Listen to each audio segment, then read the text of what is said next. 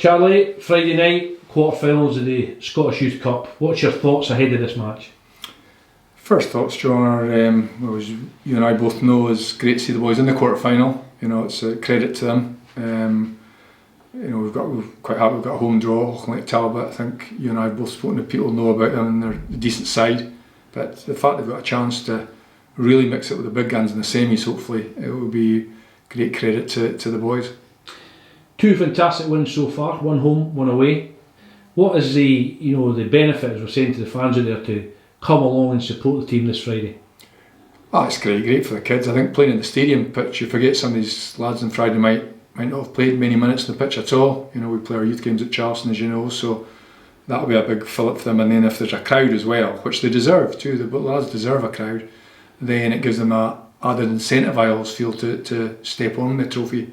And as I say, you know, having gone to Morton the last round, I thought it was a really tough tie. We played well at home at Killy in the previous round. Away to Morton, away to Caledonian was not a draw you want, as you and I both know, John. So I think they did well to get through that one. And we were delighted when we got a home draw. And what would be the icing on the cake is if we get a few hundred people to back the lads. You've seen these young lads come through the ranks, from very, very small lads, from the 7-a-sides right through now to performing on the stadium pitch. It must give you great satisfaction. It is. I mean, I've been very vocal over the years about the benefits of playing homegrown players. You know, I said it a few years ago, I think every team should have 3 to 5 homegrown players in a matchday squad at every level in the country.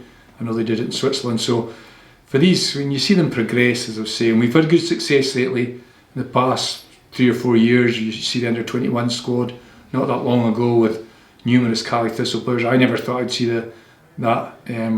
Obviously, I got a vested interest in the national teams these days with Ryan doing so well in it, and it's great. It's great for North kids actually, because you know, for many years, and I'm talking about decades here, we went season in, season out without any input to the national squads at any level, and that's what these kids should aspire to. You've touched on it there. 4 Inverness Thistle players under 21 squad.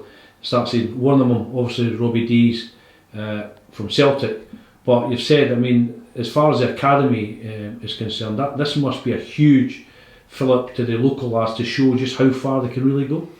Yeah, absolutely. I mean, I say that and I try and tell. We've got our parents meetings. We're just starting back the new academy fixtures in a couple of weeks, and we've got the parents meetings this weekend at the stadium after Friday's game. So I would like to think a lot of the youth parents would make the effort to come Friday night and support the lads.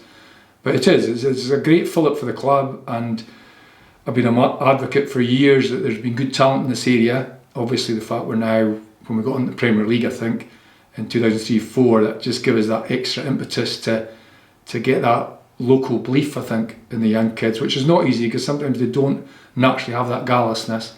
But they've got that now, and you know, when we get guys in the national squad, because that's the very top level in the country, then we know we're doing something right. Is that the biggest change you've seen in the academy over the years? Is in the past, Inverness lads had this reputation for struggling down the central belt against the so-called bigger teams, because there's absolutely no doubt in the last few years in particular, from basically Liam Pover's squad, Ryan's squad, that they don't fear the big teams now. They go down there and regularly turn them over home and away. Yeah, well, in my day, that's a long time ago, but you went down, we would maybe play 3-4 Inverness select games down south. We would get our bookies whipped by a Dyna Hibs and take them back up the road. But I think the youth fixtures, the fact we've played in the youth fixture now for over 2 decades in the SFA, so the kids have played Celtic, played Rangers, played Hearts, played Hibs.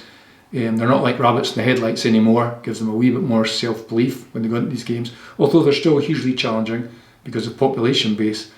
But I've often said that apart from ability, it's the mindset part of it that kids in this area have sometimes lacked, and it's certainly something I worked, you know, from the age of 9 and 10 with my son, right? You know, with Ryan a lot about, and I do talk to the kids a lot about that, to have belief that you can go to the top. And I just think that, you know, if we could get to the same in the Youth Cup, then I think we've only ever done it once before. I'm not quite sure. I know we've certainly never been to the final. That it does give you, it's just another step in the ladder of that self-belief. And finally, Charlie, you know, the academy is going from strength to strength under your direction. What do you see as the big challenges coming forward, but also the big positives that we're going to see over the next few years. The good thing is we've got good quality, John. As I say, I know that we're never going to get good quality year in, year out. You mentioned 2 squads, the sort of Roddy McGregor, Daniel Mackay, Cammy Harper squad that we took 11 boys in, incredible, more than any other club in the UK at the time, give 11 apprentices out. And I go back to the 94-95 group who were really exceptional as well, you know, and we've had great success from that group. So we're not going to get it every year. We'll maybe have 2 or 3 terrific teams, 2 or 3 average teams, we accept that. But it's also trying to promote the best players we possibly can to make the step up. So there's a bit of a change in the youth structure in the SFA at the moment. Project Brave, I've not been a fan. I don't think it certainly doesn't suit Inverness Caledonian Thistle. So hopefully next year, 2023, we'll see some changes that will be in the long term more beneficial to ICT.